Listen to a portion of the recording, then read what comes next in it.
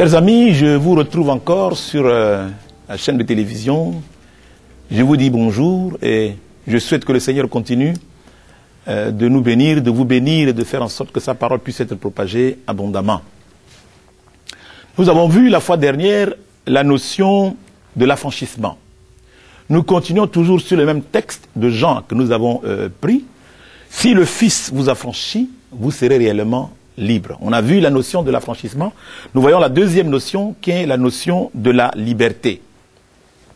Je ne sais pas si nous nous rendons compte tous ensemble, que vous vous rendez compte de ce que Dieu a fait. Quand pour la première fois je suis entré dans l'église qu'on appelle l'église de la flagellation en Israël, et que j'ai vu ce fouet qui a été utilisé pour frapper le Seigneur Jésus-Christ, je me suis dit, mais pourquoi un homme a-t-il accepté de subir ce châtiment pour nous, surtout pour quelqu'un comme moi, qui était perdu, qui était dans mon coin d'Afrique là-bas? Pourquoi est-ce que Jésus m'a-t-il compté dans son plan du salut éternel? Mais je me suis rendu compte que l'amour de Dieu n'a pas de frontières ni pas de limites. Je voudrais donc parler de la manière où moi j'ai été affranchi.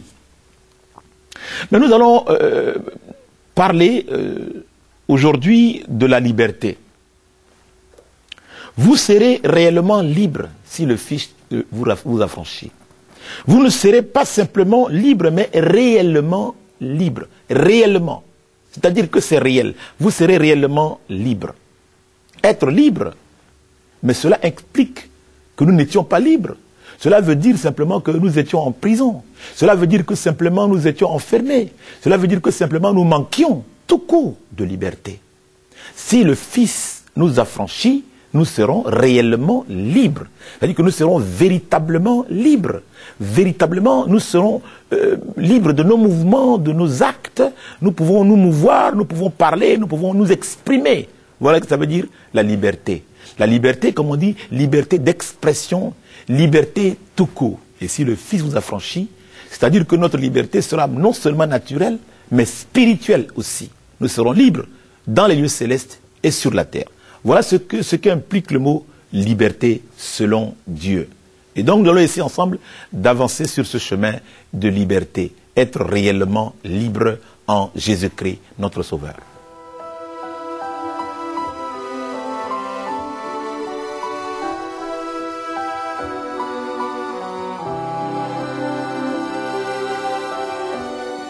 Un jour, le Seigneur, dans l'évangile de Marc, le chapitre 5, verset 3 à 4, il est dit qu'un homme dormait dans un cimetière.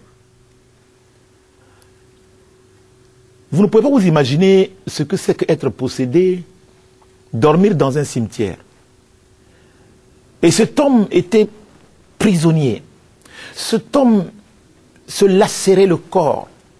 Il se taillait le corps. Il avait les chaînes aux pieds, les chaînes aux mains. Quelle situation dramatique. Mais on peut se dire aujourd'hui, mais qu'est-ce qu'il a fait? Mais qu'a-t-il fait pour être dans cette situation? Mes amis, vous savez, nous-mêmes, quelquefois, par notre attitude, par le désespoir, nous allons nous-mêmes nous livrer à l'ennemi. Lorsque vous allez voir les marabouts, les féticheurs ou autres, vous pensez peut-être que ces personnes vous apportent la guérison, la délivrance. Mais ils collaborent plutôt à vous enchaîner davantage. Je crois que c'est le cas de cet homme. Il était enchaîné. Il ne comprenait pas ce qui lui arrive. Il était là dans un cimetière, coupé du monde réel, coupé de l'humanité. Il parlait avec des démons. La Bible dit qu'il avait une légion de démons. 4000 démons, 4000 mauvais esprits dans un corps humain. Il est devenu un véhicule naturel des esprits méchants. Et vous savez, même dans cette situation, une lumière a brillé dans l'âme de cet homme. Quelqu'un a prié pour cet homme. Quelqu'un a prié pour lui parce que le maître a entendu. Le maître a entendu sa prière. Et Jésus dit, allons de l'autre côté. Allons de l'autre côté. Parce qu'il y avait une délivrance à accomplir de l'autre côté. Allons de l'autre côté. Et Jésus entend ta prière. Jésus entend ta prière aussi. Les soupirs sur ton lit. Quand tu gémis, tu dis le nom de Jésus, il entend. Même quand tu murmures le nom de Jésus, il entend. Mes amis, Dieu est réel. Je ne vous parle pas de mythe ou quelque chose. Dieu est réel. Et si vous appelez Dieu de tout votre cœur, de toute votre âme, il se laissera trouver. Il viendra à votre secours. Jésus a traversé le lac uniquement à cause d'une personne, à cause d'un homme qui souffrait, qui dormait dans un endroit qui n'est pas permis à quelqu'un de dormir. Cimetière, avec les morts. Vous vous rendez compte? Il avait les chaînes aux pieds, chaînes aux mains. Il avait de la famille pourtant. Mais dans cette situation, il était tout seul, avec ses chaînes, tout seul. Il n'avait pas de parents. Il n'avait personne ne pouvait dormir avec lui dans un cimetière. Et vous convenez avec moi que ces personnes ont raison. Qui va accepter de dormir avec quelqu'un dans un cimetière? Il était tout seul, mon ami. Comme toi aujourd'hui. Peut-être que tu n'es pas dans un cimetière, mais tu es semblable dans l'endroit où tu dors. Tu es tout seul chez toi, la nuit, quand tu dors. Il n'y a pas d'enfants, il n'y a pas de parents. Tu es tout seul et tu souffres. Mais Jésus entend ton soupir. Il entend tes murmures. Il entend le cri. Il entend les mots qui n'arrivent pas à sortir. Tu les exprimes à l'intérieur de toi. Et Jésus entend. Mon ami, Jésus entend. Il entend cette prière. Et il peut venir à ton secours. Il peut venir. Il est prêt. Il se tient juste à la porte de ton cœur. Il veut te rendre libre. Il veut réellement te rendre libre. Si seulement tu acceptes de le recevoir. Si seulement tu acceptes de lui ouvrir la porte de ton cœur. C'est pourquoi, frères, sœurs, ce que je suis en train de vous dire est une expérience vécue dans la Bible. La parole dit que ces paroles sont scellées. Sont scellées. Nous n'avons pas le droit d'ajouter ni de retirer quoi que ce soit. Je suis en train de chercher simplement le chemin de votre cœur. Oh, je n'essaie pas de vous convaincre. J'essaie simplement de vous communiquer, de vous transmettre l'amour de Dieu qui pardonne.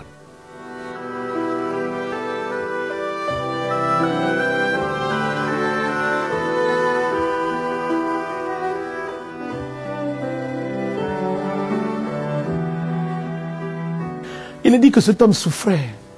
Il souffrait terriblement. Terriblement. Peut-être qu'il lançait des pierres sur les gens. Peut-être qu'on criait sur lui. Vous savez, les enfants, quand ils voient des situations comme ça, ils crient sur lui. Peut-être qu'on lui lançait des pierres. Peut-être qu'on lui lançait des choses à manger comme un animal. Il était là, dans cette situation. Abandonné, oublié de tout le monde. Quelle souffrance! Quelle souffrance terrible! Quelle souffrance terrible! Mais qu'a-t-il fait pour mériter un tel châtiment? Mais un jour, le maître dit, au chapitre 4, le verset 35, allons de l'autre côté. C'était le temps de Dieu pour la délivrance de cette personne. Lorsque le temps de Dieu arrive, comme aujourd'hui, vous qui entendez, vous qui écoutez ou qui regardez ce film, c'est votre temps de délivrance, c'est votre temps de guérison. Dieu vous interpelle, Dieu est en train de te rappeler simplement pourquoi tu continues de souffrir. Pourquoi tu continues de promener le regard inquiet? Pourquoi tu continues de t'enfermer? Pourquoi tu continues de rester dans cette situation? Il veut te guérir, il veut te délivrer, il veut te sortir de cette situation. Si simplement tu acceptes de coopérer. La délivrance, c'est une coopération. Il faut que tu acceptes d'être délivré. Parce que la personne qui veut te sortir de là est à l'extérieur. C'est comme un maître nageur. Lui, il sait nager. Mais toi, tu ne sais pas nager. Il y a donc une technique pour mettre en place pour qu'il puisse te sortir de cette situation où tu es en train de couler. Et donc, Jésus est là, se tient donc à la porte de ton cœur. Il continue de parler. Et quand il arrive de l'autre côté, quand il arrive, il est dit que cet homme était possédé. Possédé complètement. C'est-à-dire qu'il n'était plus lui-même. Il y avait toute une légion de démons en lui. Ce n'était plus lui qui parlait. Vous n'avez pas vu des personnes à qui vous dites même quelquefois merci et ils s'enflamment? Des gens qui n'aiment plus entendre des mots gentils. Tout ce que vous dites, ça les incendie. Et voilà ce que vivait cet homme. Il ne pouvait plus entendre des bonnes paroles. Il ne pouvait plus entendre des paroles d'amour. Il était aigri. Il était aigri, pas lui, mais l'esprit qui habitait en lui n'aimait pas la bonté, n'aimait plus personne. Cet esprit l'a ramené, l'a isolé complètement. Et il y a des gens comme ça. C'est mon problème.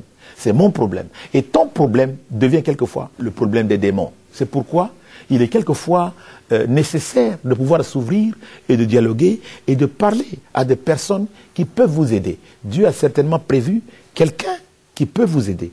Quelqu'un qui peut vous aider à sortir de cette situation. Et voyez-vous, parce que quelqu'un a prié pour cet homme, Jésus a traversé le lac uniquement pour lui. Uniquement pour lui. Et quand Jésus est arrivé, il s'est passé quelque chose. Il s'est passé quelque chose. Le contact de Dieu avec toi. Il se passera quelque chose.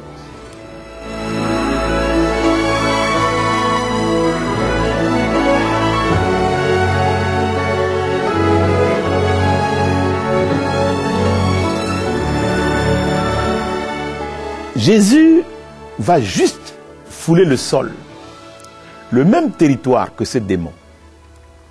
Quand il arrive à cet endroit, il n'a encore rien fait, il n'a encore rien dit simplement, que les démons ont commencé à trembler. L'homme a commencé à crier. L'homme a commencé à crier. Qu'y a-t-il entre toi et moi? Mon ami, l'identité de Jésus est connue dans les cieux, sur la terre et sous la terre. Lorsqu'il ne dit rien, il arrive quelque part, là où il y a les ténèbres, la lumière de Dieu brille. Cet homme s'exclame par ces démons qui sont en lui et commence à s'adresser à Jésus. Qu'y a-t-il entre toi et moi? Qu'y a-t-il entre toi et moi? Est-ce mon heure? Est-ce mon heure? Et vous connaissez certainement l'histoire pour vous qui connaissez la Bible. La présence de Jésus fait tomber toutes les chaînes. Toutes les chaînes. Et Jésus lui pose la question. Quel est ton nom? Et son nom, il va dire Légion. Légion. Il y a toujours un chef. Toute une légion dans le corps d'un homme. Mon ami, les chaînes de cet homme étaient des chaînes visibles. On pouvait voir. Les gens pouvaient voir ces chaînes. On pouvait voir le corps de cet homme qui se lacérait. C'était visible. Mais cependant, Jésus a prononcé une parole. Et il est dit que ces esprits sont sortis et sont allés dans des ports qui ont été précipités dans la mer. Mais ça, c'est le cas des chaînes visibles. Mais il y a des chaînes invisibles, des chaînes qu'on ne voit pas, des chaînes qui sont démoniaques, qui sont spirituelles. Vous vivez avec ces chaînes-là, mais vous ne savez pas. Vous savez, il y a des chaînes de la paresse, il y a des chaînes de la nonchalance, il y a des chaînes de la colère, de la jalousie, de la haine. Ce sont des chaînes de compétition, de rivalité inutile. Il y a ces chaînes dans notre vie, de la servitude, de mensonges, de l'adultère, de la drogue, de la fornication, de l'homosexualité. Ce sont des chaînes. Ce sont des chaînes qui nous lient. Vous savez, on ne naît pas voleur, on devient voleur. On ne naît pas homosexuel, on le devient. On ne naît pas lesbienne, on le devient. Donc on est contaminé. Donc il y a certainement une situation qui se crée, il y a des phénomènes qui se créent pour faire en sorte que nous tombons dans ces pièges. C'est pourquoi je parle des chaînes invisibles. Quelqu'un qui fume, même quand vous lui dites, il ne faut pas fumer, il vous répond, il faut mourir de quelque chose quand même. Ça c'est une chaîne. Ça c'est une chaîne aussi. Et ce sont des chaînes que Jésus peut briser.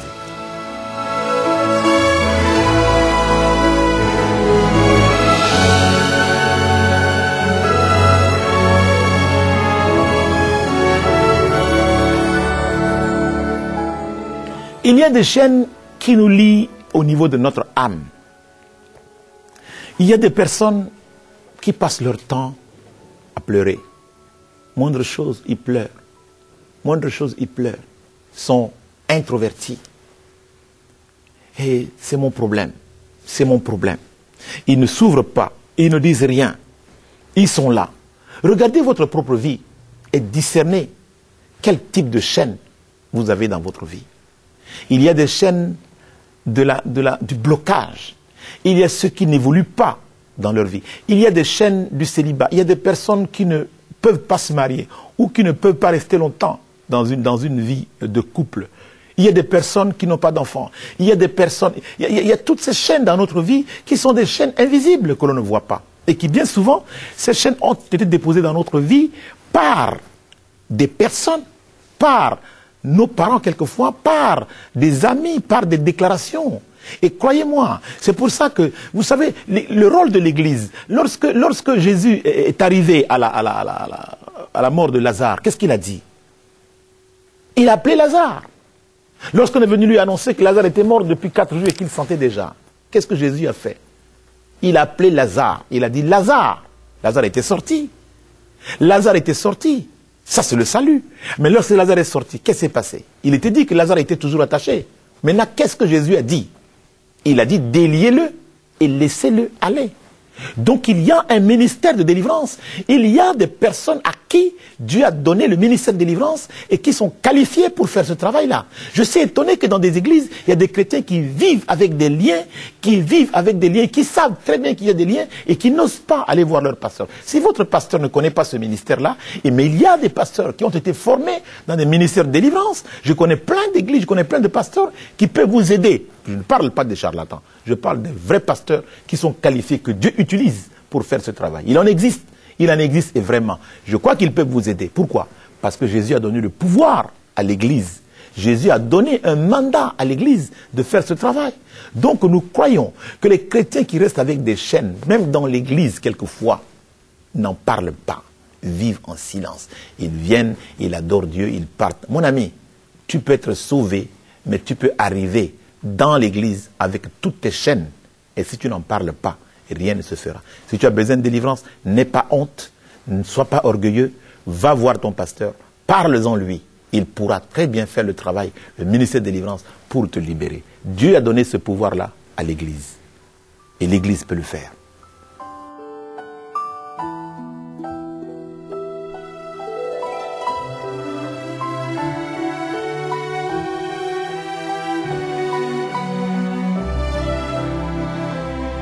Mes amis, Dieu n'est pas l'auteur des chaînes que nous pouvons avoir dans notre vie. Non. Il dit dans sa parole qu'il n'a formulé pour toi aucun projet de malheur. Dieu a formulé pour toi des projets de bonheur. Je rencontre des pères de familles qui souffrent par le comportement de leurs enfants, par le comportement des fidèles, des pasteurs quelquefois souffrent. Mais je me dis ceci. Je me dis que Dieu utilise certainement ces personnes, ces enfants, pour nous changer, nous, en tant que parents, en tant que pasteurs. Vous arrivez pasteur avec votre caractère. Vous arrivez prêtre avec votre caractère. Vous arrivez parent avec votre caractère. Mais Dieu utilise des enfants qui sont différents les uns des autres. Nous qui sommes pères de grandes familles, nous comprenons cela. Les enfants sont différents les uns des autres. Dieu n'a formulé aucun projet de malheur pour aucune famille que ce soit, pour aucune personne sur cette terre. Il dit qu'il a formulé pour nous des projets de bonheur. Mais le problème, c'est que nous entrons dans des projets de malheur par notre comportement, par notre attitude. Nous commençons par mentir un petit peu, nous commençons par voler un petit peu, nous essayons ces choses-là, petit à petit, et nous devenons des professionnels du mensonge, des professionnels de l'adultère, des professionnels de la désobéissance, des professionnels de cela. Nous apprenons, tout comme on apprend un métier. Mais vous savez, ça devient une chaîne invisible, parce qu'un menteur ne dira jamais qu'il est menteur. Un orgueilleux ne dira jamais qu'il est orgueilleux. Mais il y a des signes, il y a des comportements qui font qu'on reconnaît que c'est un voleur, on reconnaît que c'est un adultère, on reconnaît que c'est un orgueilleux. Mais voyez-vous, ces genres de chaînes qui sont invisibles sont difficiles pour la personne de laisser tomber. Parce que pour la personne, quelqu'un qui ment va réussir à se convaincre lui-même qu'il dit la vérité. Et vous savez, quand ça arrive à ce niveau, on est complètement enchaîné et lié dans le mensonge. Et on ne peut pas se détacher si Dieu n'intervient pas. C'est pourquoi je suis en train de vous parler de la notion d'être libre. Jésus seul peut rendre libre. Et je suis en train de témoigner ici des choses que Jésus a eu à faire, que j'ai vues de mes propres yeux, dans ma vie, dans la vie des personnes que j'ai côtoyées. Jésus les a rendus libres. Aujourd'hui, ces personnes rendent grâce à Dieu. Parce que je ne voudrais pas que l'on donne la gloire à quelqu'un d'autre qu'à Jésus seul. À lui seul soit la gloire. À lui seul soit la gloire dans les lieux et sur la terre. C'est pourquoi il dit en Matthieu 28, le verset 18, il dit « Tout pouvoir m'a été donné dans le ciel et sur la terre ». Au verset 19, « Allez et faites ». Allez et faites. Tout pouvoir m'a été donné dans les cieux et sur la terre. Donc tout pouvoir a été donné à Jésus. Qu'est-ce que Jésus a fait? Lorsqu'il est sorti de la mort, il a dit quoi? Pierre, Pierre, sur toi, je bâtirai mon église. Pas sur Pierre en tant que personne, mais sur la révélation que Pierre venait de donner. Tu es le Fils de Dieu, le Messie qui devait venir.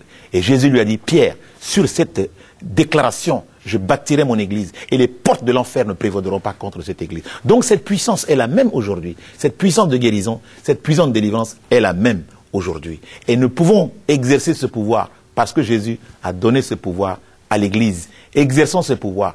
Il est donné au pasteur, il est donné aux serviteurs de Dieu qu'il a oint pour faire ce travail-là. Et nous pouvons le faire, et nous pouvons vous aider.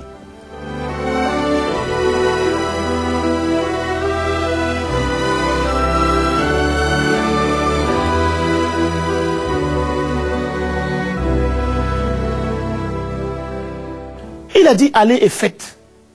Il continue en Marc 16, 20, il est dit, et ils s'en allèrent prêcher partout, le Seigneur travaillant avec eux et confirmer la parole par des miracles qui l'accompagnaient. Il est dit, le Seigneur confirmait. Il confirmait. Mes amis, lorsque vous prêchez Jésus ressuscité, lorsque vous prêchez Jésus-Christ, il est le même. Il n'a pas changé. Il confirme toujours. Il confirme sa parole. Il confirme qu'il est présent. Il atteste que c'est vrai. N'essayez pas de prêcher quelque chose d'autre. N'essayez pas de vous glorifier, mais donnez toute la gloire à Jésus. Lorsque Jésus est glorifié, il se manifeste et il guérit. Il guérit toujours aujourd'hui. Et il est dit que les disciples allaient, comme Jésus leur a dit. Allez. Et ils allaient. Et Jésus travaillait avec eux. Son esprit travaillait avec eux. Travaille toujours. Ce qui fait que, aujourd'hui, je crois que l'église de nos jours doit devenir une église militante. Une église qui doit exercer la foi. Une église qui doit déclarer des choses. Parce que si l'église ne déclare rien, c'est l'ennemi qui avance. Vous savez, je suis étonné. Étonné de voir que dans le Coran, moi je regarde les chrétiens quelquefois, lorsqu'ils voient le Coran, ils prennent ça comme un livre maléfique. Vous savez, lisez et vous verrez, vous chrétiens, lisez et vous verrez.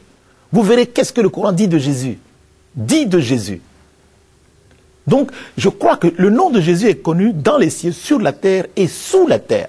Donc, exercez cette autorité. Parce que Jésus a donné ce pouvoir à l'Église. Et l'Église, pendant longtemps, a dormi sur cette puissance, sur cette autorité que Jésus-Christ nous a donnée. Oh, pour servir Dieu, il fallait être ceci, il fallait être... Non, Dieu te veut tel que tu es. Il t'appelle. Et lorsque Dieu t'appelle, il te confie un ministère. Il sait dans quel domaine il va te placer pour que tu puisses le servir efficacement. Il dit que la bonne nouvelle de l'évangile doit être prêchée à toute la création. Je crois que si tous nous sommes nombreux à prêcher l'évangile, eh bien plus vite le Christ reviendra. Parce qu'il n'attend que ça. Parce que l'humanité n'est pas encore sauvée complètement.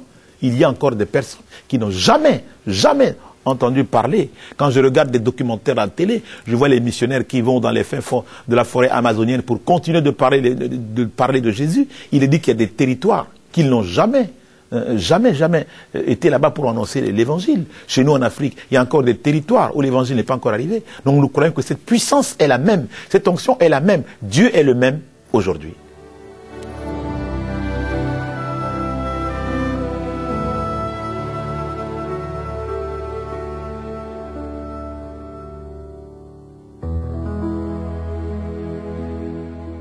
Alors mes amis, nous avons vu ensemble les deux notions. La notion de l'affranchissement, la notion de la liberté. Je vous ai parlé de cette personne qui dormait au cimetière. Mais lorsque moi, je suis arrivé dans un pays, je marchais le matin pour aller à l'église parce que j'étais invité dans une église et je marchais, c'était pas loin de chez moi, j'allais à pied dans cette église. Et devant moi, je vois un homme. Cet homme s'appelait Napoléon, un ancien militaire qui est devenu fou.